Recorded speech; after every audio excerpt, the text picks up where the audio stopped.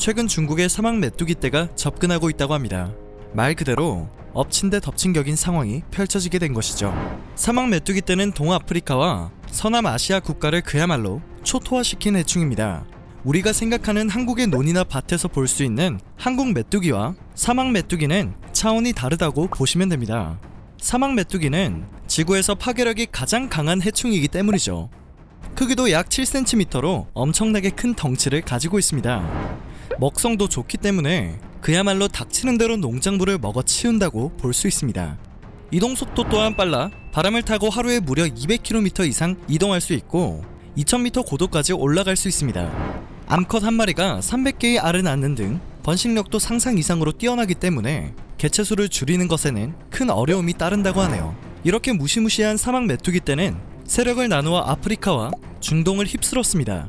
지난해 12월 등장한 대규모 사막 메뚜기 떼는 케냐에서 한때 길이 60km, 폭 40km 면적을 뒤덮을 만큼의 재앙급 규모였으며 몇십 년간 유례가 없던 현상이었습니다.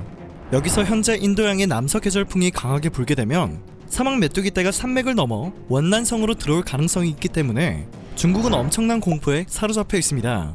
중국의 티베트 자치구와 파키스탄, 인도, 네팔 접경 지역이 사막 메뚜기 떼의 습격 우려가 있는 곳입니다. 중국의 언론들은 사막 메뚜기 떼의 습격이 코로나보다 큰 재앙을 부를 수 있다고까지 보도를 하며 촉각을 곤두세우고 있는 상태입니다. 지금 당장 중국 내륙까지 메뚜기 떼 피해가 미칠 가능성은 작지만 여름까지 메뚜기 떼가 사라지지 않으면 중국도 피해를 받을 수 있기 때문인데요. 이 때문에 중국은 파키스탄을 지나 자국으로 피해가 넘어오는 것을 차단하기 위해 퇴치팀을 파견하기에 이릅니다. 중국의 네이멍구 생물기술원 엔지니어 장지강은 과기일보 인터뷰를 통해 메뚜기를 막지 않으면 피해가 6월까지 이어질 것이라고 말하며 그때가 되면 메뚜기 수가 다시 500배가량 늘어날 것이라고 예상하기도 했습니다. 중국에서는 자신들의 방제 기술은 세계 선진 수준이라며 충분히 방제를 할 수 있다는 입장을 밝혔지만 코로나 대응 때문인지 국제사회는 그다지 신뢰를 가지고 있지 못한 상황입니다. 그리고 중국이 현재 메뚜기 떼를 대비하여 오리 10만 마리를 준비했는데요. 오리가 메뚜기를 잡아먹기 때문이고 지난 2015년에 메뚜기 떼 공격이 있었을 때 닭을 풀어놔서 방어에 도움이 되었던 경험을 되살린 것으로 추측됩니다. 가능성은 낮지만 사막 메뚜기 떼로 인한 피해가 코앞으로 다가오며 중국은 긴장을 늦추지 못하고 있는 상황입니다. 과연 중국이 계획대로 아프리카 메뚜기 떼를 제대로 방어할 수 있을지 귀추가 주목되고 있습니다.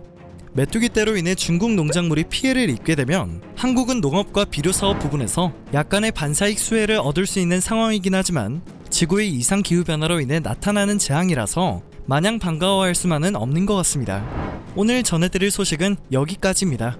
마지막까지 봐주셨다면 그것만으로도 감사드립니다. 늘 새롭고 재밌는 뉴스를 전해드리는 로버튜브 되겠습니다.